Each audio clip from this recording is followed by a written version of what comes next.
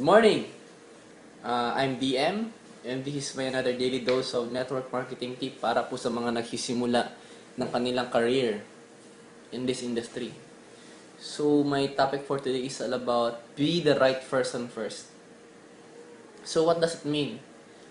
Siguro, familiar kayo sa mga gantong sinasabi ng mga sponsor ng iba, upline na iba, na in network marketing, you just have to find the right person sa grupo mo para lumaki income mo, lumaki ang network mo, and eventually, makuha mga pangarap mo.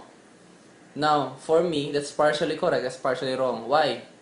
Kasi, in order for you to attract, or to develop, or to mold, or to get another right person to join your organization, dapat ikaw mismo, right person na. Right person in terms of what? In terms of attitude, belief system sa product, sa company, commitment, skills, dapat lahat yun nasa sayo na para may right ka na makapag-develop or makapag-attract ng mga right person na sasali or papasok sa organization mo. Now, siguro may mga iba sinasabi ganito, apply, bakit si Kwan? Si ganito, si Kwan, bakit naman sila? Tingin ko hindi naman magaling magsalita. Hindi naman magaling mag-train, mag-motivate. Bakit naman sila yumaman?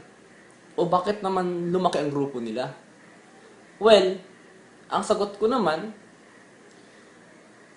meron talagang mga nakachamba na may sumali under them na magagaling na. Or talagang nagsumikap. No? Pero what's my point? I mean, here's the point. Ano bang gusto natin? Is it a chance or guaranteed income? And I know for a fact, mas gusto mo guaranteed wealth or guaranteed income. Tama?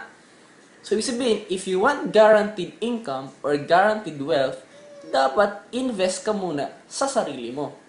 Okay? Kasi, pag sinasabi mong makahanap ka ng right person, in other words, para mo na rin sinasabi na umaasa ka lamang po sa tsamba or makachamba ka or makatalisod ka ng magaling na tao.